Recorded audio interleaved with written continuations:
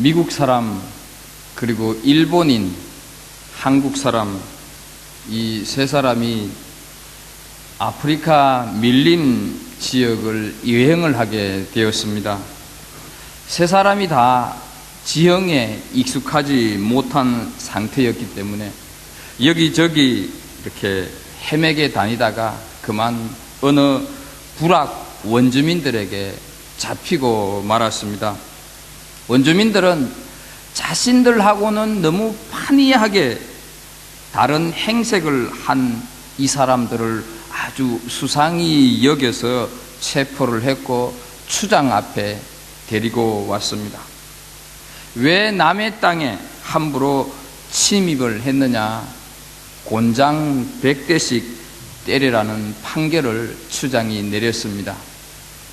불행 중 다행으로 곤장을 맞기 전에 한 가지 소원은 들어준다, 이렇게 추장이 얘기를 했습니다.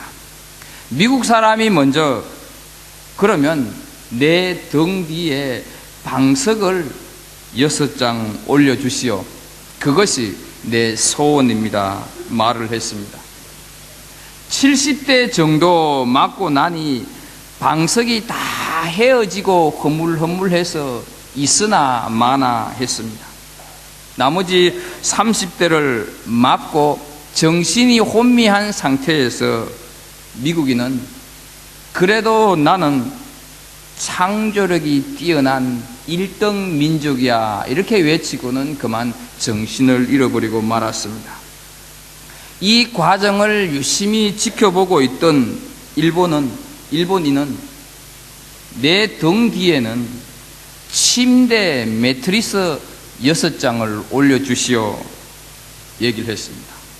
일본 사람의 소원대로 침대 매트리스 6개를 올리고 곤장을 치기 시작을 했습니다. 이 사람은 100대를 맞는 동안 계속 웃기만 하다가 일어나면서 역시 나는 모방하는 기술이 천재적으로 뛰어난 민족이야, 이렇게 말을 하면서 아주 좋아라 했습니다. 마지막으로 추장이 이제 한국 사람을 향해서 손짓을 하면서 너 소원이 뭐냐 물었습니다. 그 물음이 끝나기도 전에 이 한국 사람은 씩 입가에 웃음을 띄우면서 저 일본 사람을 내 등 위에 올려주시오.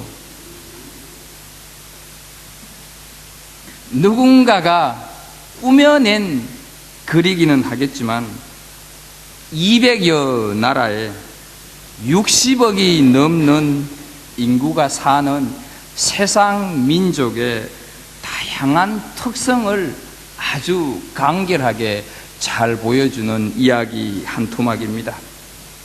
이에 못지않게 교회도 다양한 사람들로 구성이 되어 있습니다. 우리가 함께 읽은 본문에 나오는 안디옥 교회도 예외는 아닙니다. 지금까지 복음은 사도행전 1장 8절의 말씀대로 예루살렘과 온 유대와 사마리아를 지나 이방 땅까지 뻗어나가게 되면서 그 중심에 오늘 본문에 나오는 안디옥 교회가 서 있습니다. 예루살렘을 중심으로 한 유대인들에게 전해지던 복음이 이제는 이방 세계를 향해서 엄청난 변혁의 물길을 돌리고 있는 시점입니다. 베드로의 중심의 사역에서 안디옥 교회에 바나바와 사울을 중심으로 하는 그 축이 지금 옮겨지고 있습니다. 이 안디옥 교회에 속해 있던 여러 많은 사람들 중에서 지도자급에 속하는 구성원들을 한번 보겠습니다. 1절입니다. 안디옥 교회에 선지자들과 교사들이 있으니 곧 바나바와 니게레라 하는 시몬과 구레네 사람 루기오와 분봉막 헤롯의 젖동생 마나엔과 및 사울이라 말씀을 합니다. 안디옥 교회의 리더급 사람들인데 그 면면을 한번 살펴보도록 하겠습니다. 첫 번째는 바나바입니다. 이 바나바는 키프로스 섬의 출신으로 정통 레위인입니다. 두 번째 사람은 니게레라 하는 시몬입니다. 성경은 이 사람의 학력, 이 사람의 직업, 연령 이런 것에 대해서는 전혀 말을 하지 않고 있습니다. 단지 그가 니게르라고 하는 그 사실만 알려주고 있습니다. 라틴어 리게르는 검다는 뜻으로 여기에서 흑인을 의미하는 니그로라고 하는 단어가 파생이 되었습니다. 결국 시몬은 흑인이라는 말입니다. 거기에다가 우리가 알고 있듯이 당시에는 노예 제도가 있었고 노예는 거의 흑인들이었습니다. 시몬은 이처럼 비참하기 짝이 없는 인간 이하의 사람이었습니다. 세 번째는 구레네 사람 루기오입니다. 구레네는 지금의 리비아 땅을 얘기를 합니다. 이 사람은 리비아 태생이라고 하는 것 외에는 달리 내세울 것이 아무것도 없는 무명의 존재였습니다. 네 번째는 분봉왕 헤롯의 젖동생 마나엔이라 표현을 하고 있습니다. 젖동생이라고 하는 것은 여러분들이 잘 알고 있듯이 젖동량해서 키웠다는 그런 의미를 가지고 있습니다. 원래 의미는 한 어머니의 젖을 먹고 자라난 친형제다, 이런 뜻을 가지고 있는데 아주 어릴 때부터 같이 자란 중마고를 뜻하는 말이기도 합니다. 어떤 의미에서든지 이 마네인이 헤롯의 젖동생이었다는 사실은 그 역시 당시의 지배계층에 소속된 존재로 왕족들과 어울렸던 사람임을 알 수가 있습니다. 당시 유대인들의 입장에서 본다면 로마 제국의 하수인이 되어서 자기 동족을 착취하는 헤롯가와 그 주위 인물들은 모두가 다 정오의 대상들이었습니다. 한국식으로 말한다면 헤롯과 마나에는 이완용과 같은 친일파 매국노였습니다. 마지막으로 바울로 불리기 전 사울이라고 하는 사람입니다. 그는 예수님께서 그토록 비판했던 바리새파 사람이었습니다. 예수 그리스도를 부정하는 자였었고 예수를 믿는 사람들을 잡아 옥에 가두고 핍박하는 것을 직업으로 삼았던 초대교회의 제1의 대적이었습니다. 이렇게 안디옥 교회는 다국적 사람들이 섬기고 있었다 하는 것을 알 수가 있습니다. 이 5 사람들이 살아온 환경과 배경, 지적 수준은 너무 상이해서 이들을 한 그룹으로 묶는다는 것 자체가 불가능해 보입니다. 그럼에도 불구하고 이들은 어우러져서 하나가 되어서 안디옥 교회를 잘 섬기고 있었다 하는 사실입니다. 그러면 어떻게 하여서 이렇게 다른 것들끼리만 모여 있는 사람들이 서로 하나가 되어서 교회를 섬길 수가 있었을까 하는 의문이 생깁니다.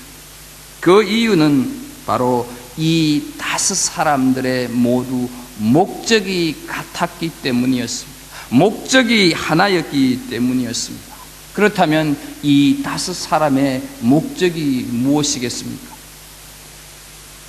죄 속에서 태어나서 죄 가운데 빠져서 죄된 삶을 살아갈 수밖에 없는, 죽을 수밖에 없는 나를 살리시기 위하여서 죄 없으신 예수님이 십자가에 달려 피 흘려 돌아가시고 그 흘리신 보혈로 말미암아 구원을 주신 하나님께 영광을 돌리고 이 구원받은 이 벅찬 감동을 모르는 사람들에게 그 사실을 알리는 삶을 살아야 하겠다 하는 그것, 오직 그 하나가 그들의 목적이었기 때문이었습니다.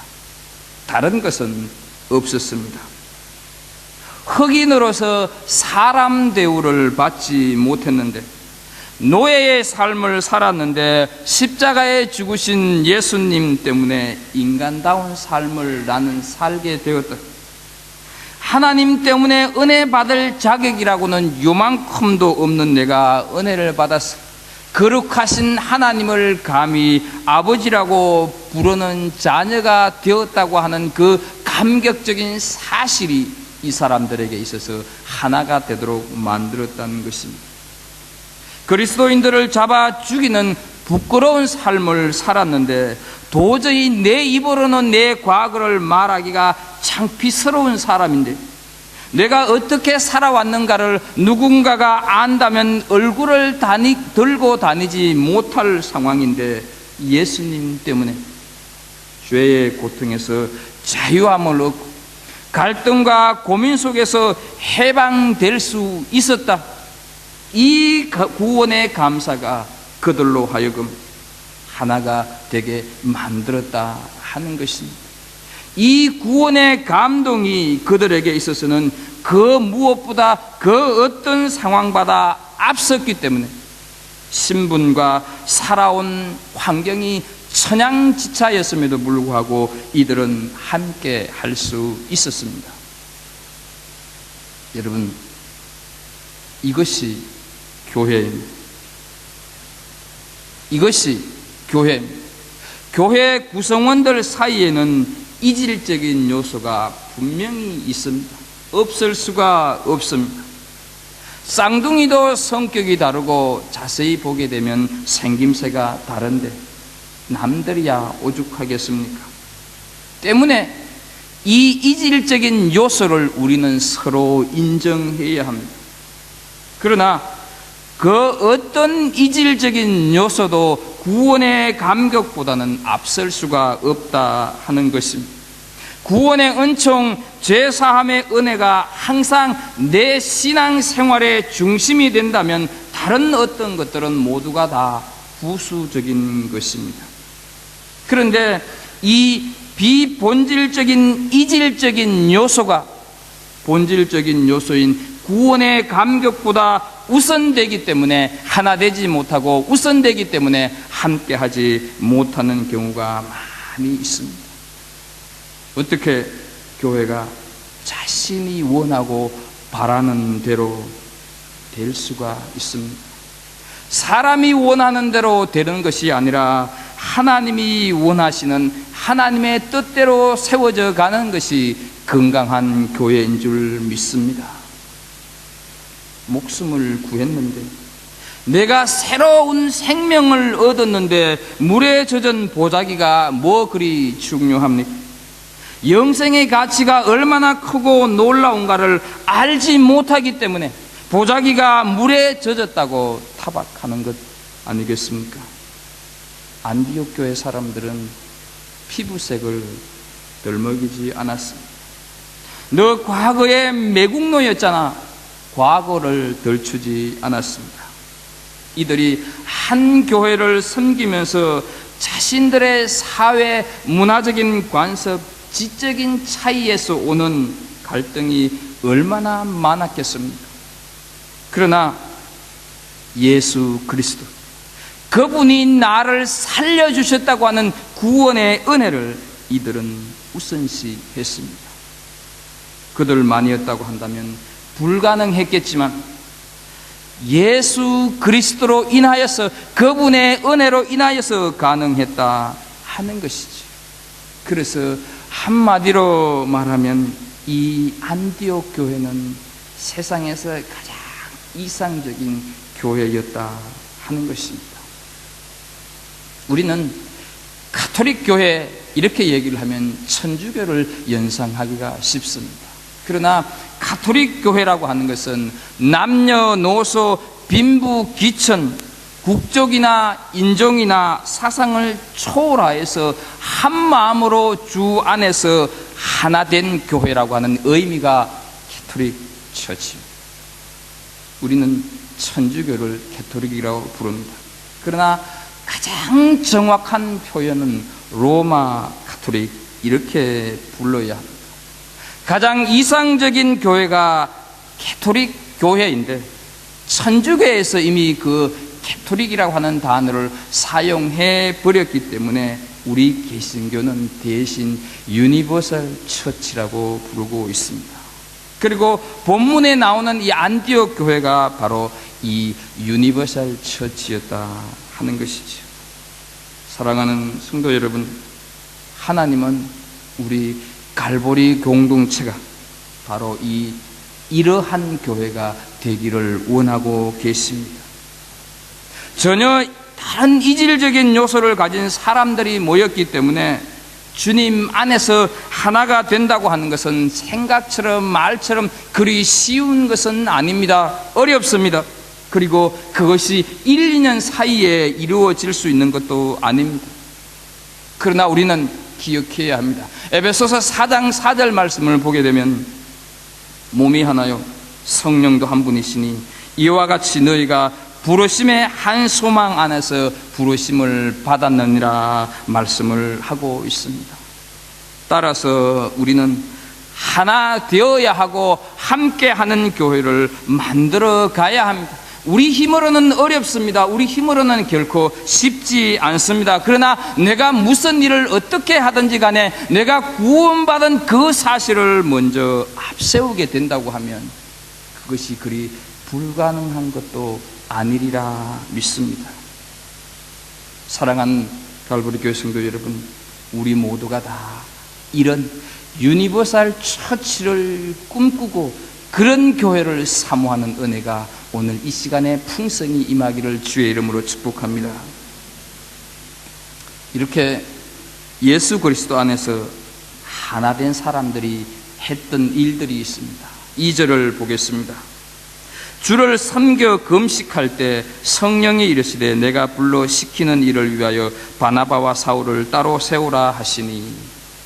여기서 우리가 유심히 보아야 할 단어가 하나 있습니다. 섬긴다는 말을, 주를 섬겨 금식했다 했을 때 그 섬긴다는 말이 봉사의 개념 아닙니다. 이것은 제의직 용어로 예배를 드렸다, 제사를 드렸다 할 때 사용하는 단어입니다. 영어 성경을 가지고 계신 분들은 이 섬긴다고 하는 단어를 영어 성경에 보게 되면 예배 중 이렇게 번역이 되어 있을 것입니다. 따라서 주를 예배하며 금식했다 하는 그 말입니다. 여러분, 예배를 드리고 금식을 했다고 하는 것은 누구에게 집중하는 행위입니까? 하나님께 집중하는 행위입니다. 더욱이 금식은 외부로부터 오는 음식을 끊어버리는 것입니다. 그것을 끊어버리고 먹는 욕망에서 세속적인 욕망을 다 끊어버리고 하나님께 집중하는 것이 금식입니다. 우리 그리스도인들이 예배만 성공한다 할지라도 신앙생활은 성공하는 것일 것입니다. 그러나 대부분이 이 예배에 실패하기에 다른 것에서도 실패하는 경우가 많이 있습니다. 왜냐하면 그 사람의 마음과 그 사람의 생각, 그 사람의 중심이 하나님께 집중되어 있지 않는데 다른 것을 잘 할 수가 없기 때문입니다. 예배는 그 사람의 믿음의 상태를 총체적으로 말해주는 시금석입니다. 그 사람이 어떻게 예배를 드리고 있고 그 사람이 어떻게 예배를 인식하고 있는가 하는 것은 그 사람 신앙의 척도가 됩니다. 예배에 집중하면 절대 그 인생은 잘못될 수가 없고 망할 수가 없습니다. 왜 그렇습니까? 하나님께 예배하는 그 시간을 통해서 인생의 혼란스러운 문제들을 정리하고 하나님의 음성을 듣기도 하고 내가 다시 한번 내 인생을 하나님 앞에 하나님 쪽으로 제 초점을 맞추는 시간이기 때문에 그러합니다. 우리가 참된 예배자를 찾는다면 솔로몬 왕을 빼놓을 수가 없습니다. 그는 21살 젊은 나이에 왕이 되었습니다. 왕이 되어서 제일 먼저 한 것이 하나님 앞에 예배 드리는 것이었습니다. 그랬을 때 하나님께서는 이스라엘 백성 전체를 한 나라를 다스릴 수 있는 지혜를 그에게 주셨습니다. 아브라함은 가는 곳마다 예배를 우선적으로 드렸습니다. 그랬을 때 하나님께서는 믿음의 조상으로 살아갈 수 있는 지혜를 주셨습니다. 이스라엘 백성들이 광야 40년 동안 다니면서 예배 처소인 성막을 항상 자신들의 어깨에 메고 다녔습니다. 그때 하나님께서 젖과 꿀이 흐르는 가나안 땅에 들어갈 수 있도록 해 주셨습니다. 사랑하는 성도 여러분, 바쁘다고 삶이 괴롭다고 예배를 등한시하지 않기를 축복합니다. 바쁠수록 고통스러울수록 예배에 집중해야 합니다. 그래야만 내 영적 질서가 잡히고 그 잡힌 질서 속에서 내가 바른 삶을 살아갈 수가 있고 내게 있는 고통을 헤쳐나갈 수가 있습니다. 예배를 드리지 않아도 한 세상 살아갈 수가 있습니다. 예배를 차선으로 생각을 해도 내 인생살이가 끝난 것은 아닙니다. 예배 드리는 그 시간 대신에 뭔가 다른 것을 열심히 하면 될 것 같습니다. 그러나 아닙니다. 시편 127편 1절 2절을 보게 되면 여호와께서 집을 세우지 아니하시면 세우는 자의 수고가 헛되고 너희가 일찍이 일어나며 늦게 누우며 수고의 떡을 먹음이 헛되도다 말씀을 하고 있습니다. 인생의 성공의 열쇠를 하나님이 가지고 계신다 하는 말씀입니다.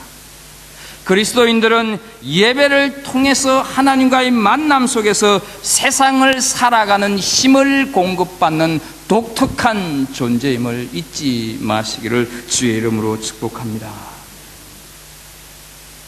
그 한 사람, 그 예배자가 원래 우리 신앙생활의 표였습니다. 이제 석 달을 남겨놓고 있습니다. 여러분, 작년보다 얼마만큼 예배자로 다가섰습니까? 스스로 내 자신을 점검하십니다. 더욱 예배자로 세워지기를 주의 이름으로 축복합니다. 안디옥 교회가 예배와 금식으로 기도하는데 성령님의 음성을 듣습니다. 어떤 음성을 듣습니까? 내가 불러 시키는 일을 위하여 바나바와 사울을 따로 세우라 하는 음성을 듣습니다. 안디옥 사람들이 먼저 이 두 사람을 따로 세워서 선교사로 보낸 것 아닙니다. 기도하는 중에 성령님의 음성을 듣게 되었다는 것입니다. 이것은 우리가 어떤 일을 할지라도 기도가 우선되어야 한다 하는 것을 하나님이 말씀하고 있는 것입니다.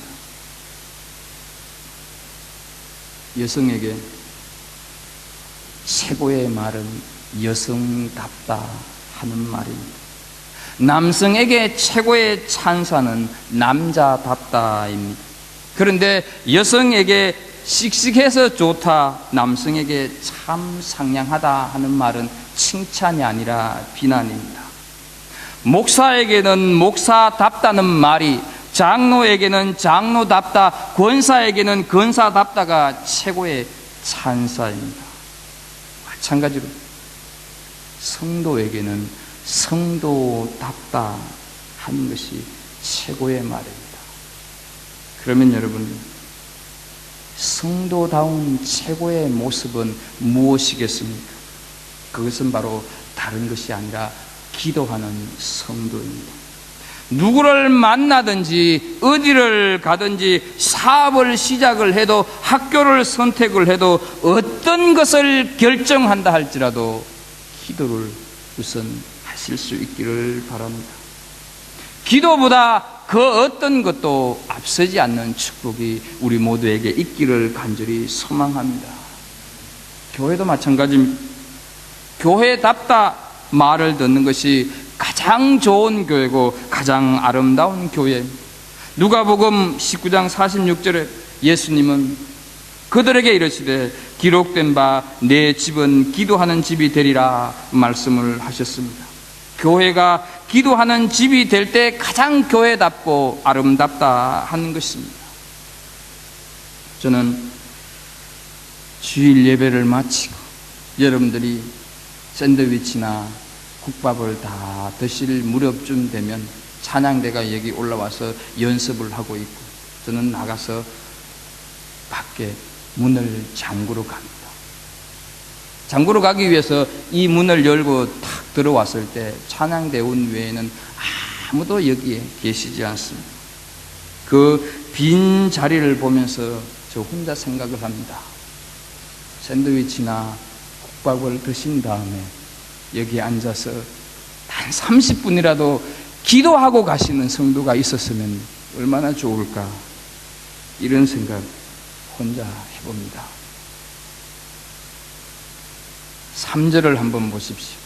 안디옥 교회 교인들이 얼마나 기도를 앞세웠습니까?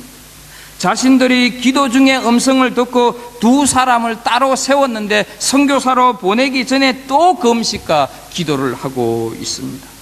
기도해서 응답을 받았는데 기도를 또 하고 있다 하는 것이죠. 그만큼 안디옥 교회 교인들은 기도를 앞세웠습니다. 여러분, 기도는 저금과 같습니다. 내가 기도해 놓으면 언젠가는 내 자신은 알 수 없어도 그것이 능력으로 나타나서 내 삶을 유지하게 만듭니다. 내 앞에 큰 장벽이 있었는데, 내 인생에 정말 고통의 순간이 있었는데 내가 이것을 어떻게 극복할 수 있을까 고민하고 염려했는데 어느 날 나도 모르게 그 아픔을 헤쳐나왔다고 한다면 내가 했던 기도에 하나님이 역사하신 줄로 믿습니다. 작은 것, 사소한 것 하나에도 기도를 앞세우시는 성도다운 성도들이 되시기를 주의 이름으로 축복합니다.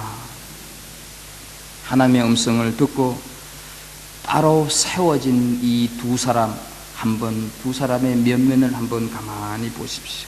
두 사람의 조합이 너무 재미있지 않습니까? 맨 처음 나오는 이름이 바나바이고 마지막에 나오는 이름이 사울입니다. 우리 한국 사람들은 이름을 적을 때 나이 순으로 적거나 직함상 윗사람을 먼저 씁니다. 그런데 헬라 사람들은 중요한 역할을 하는 사람들을 먼저 제일 위에 이름을 쓰는 습관이 있습니다. 이렇게 보면 지금 안디옥 교회의 가장 중추적인 인물은 바나바라고 하는 걸 알 수가 있고, 대신 제일 아래에 있는 사울은 아직까지는 별 영향력이 없는 인물임을 알 수가 있습니다. 더욱이 1절을 가만히 보게 되면 그냥 사울이라고 이렇게 하면 될 텐데 마나엔과 및 사울 이렇게 접속사를 붙였습니다. 여러분, 우리가 밋이라고 하는 이 접속사를 쓸 때는 어떻게 씁니까? 별로 중요하지 않고 그냥 지나갈 수 있는 말을 사용할 때 밋 이런 단어를 씁니다. 그러면 어떤 의미가 있는 거겠습니까? 아직 사울은 관로 밖의 인물이다 하는 뜻이죠. 여전히 사람들의 인식에서 그리스도인들을 잡아 죽이는 사람으로 각인되어 있어서 의심의 꼬리표, 의혹의 눈초리에서 자유롭지 못하는 애매한 입장에 놓여져 있는 인물이다 하는 것이죠. 이런 사울을 하나님은 선택하셨습니다. 그렇다면 이 두 사람을 이렇게 선택한 이유가 있지 않겠습니까? 첫 번째 나오는 바나바와 두 번째 나오는 시몬, 이렇게 선택을 했어도 될 텐데 첫 번째 나오는 사람과 끝에 나오는 사람을 선택한 이유, 두 가지 메시지가 있습니다. 물론 성령께서 시켰기 때문에 하신 것이죠. 그러나 우리가 한번 생각을 해본다고 하면 먼저는 이 사도행전의 흐름을 보면 잘 알 수가 있습니다. 바나바는 안디옥 교회의 최고 지도자입니다.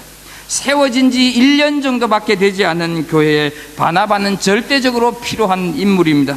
그런데 바나바를 따로 세우라 말씀을 하고 있습니다. 어떤 의미겠습니까? 여러분, 우리 교회에서 바나바가 빠져나가면 안 되는데요, 안디옥 교회 사람들은 생각했을 수도 있습니다. 그런데 하나님은 따로 세우라고 말씀을 하셨습니다. 그것은 바로 교회는 하나님이 움직이신다, 하나님이 교회를 세우시고 하나님이 교회를 이끄신다 하는 것을 말씀을 하는 것입니다. 안디옥 교회에 바나바가 없다고 해서 안 됩니다. 됩니다. 하나님께서 가장 싫어하시는 것이 사람이 영웅시 되고 사람을 의존하는 것입니다. 사도행전은 바울의 영웅전도, 사도행전은 바나바의 영웅전도 아닌 하나님의 스토리입니다.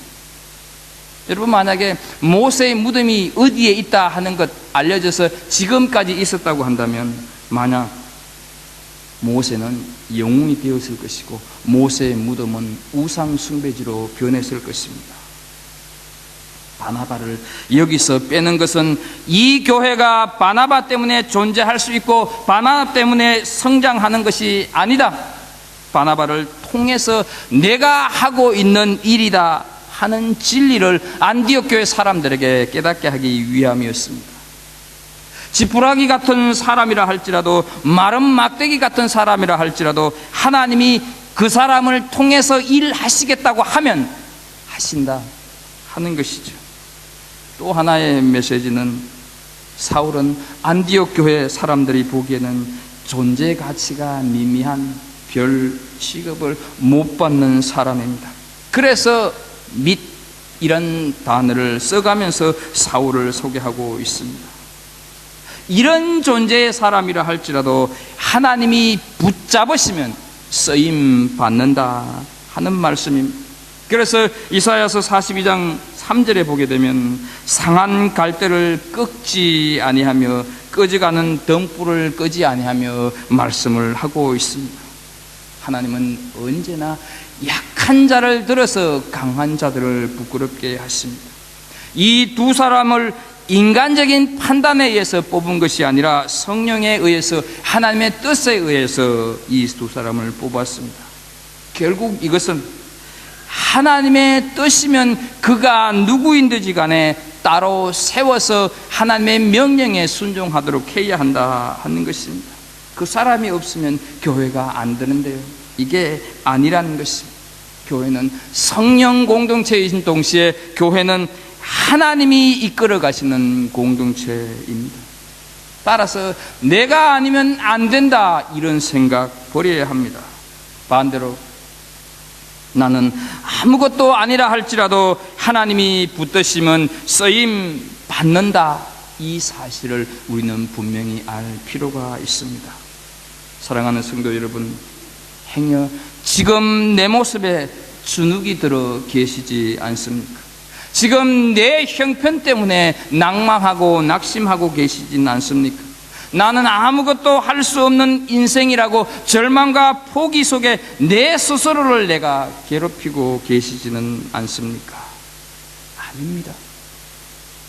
하나님이 나를 따로 세우셨습니다. 하나님이 나를 지정하여서 불러주셨음을 믿으시기를 축복합니다. 사람이 부른 것이 아닙니다. 사람이 따로 세운 것이 아닙니다. 하나님이 나를 따로 세우셨음을 고백할 수 있기를 간절히 소망합니다.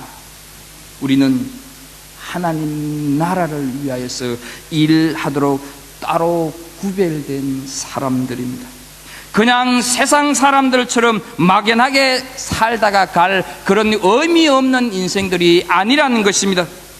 이 나라에 우리가 온 것도, 우리 갈보리 교회에 다니고 있는 것도 하나님께서 따로 불러 세웠음을 믿으시기를 축복합니다. 이 고백으로 부름의 상을 쫓아서 승리의 삶을 살아가는 은혜가 있기를 예수 그리스도 이름으로 축복합니다. 기도하겠습니다. 하나님 아버지, 안디옥 교회의 모습을 살펴보면서 예배하는 자, 기도하는 자, 하나님의 부르심에 순종하는 자가 되기를 소망하고 있습니다. 아버지, 비록 우리는 연약하지만, 나는 아무것도 할 수 없다고 생각하지만 하나님이 나를 붙잡으시면 나는 할 수 있다고 하는 사실을 믿게 해 주옵소서. 하나님의 일을 위하여서, 이 땅 위에 하나님의 나라를 확장하기 위하여서 나를 따로 불러 세우셨다고 하는 사실을 믿는 믿음의 성도들 다 되게 하여 주옵소서.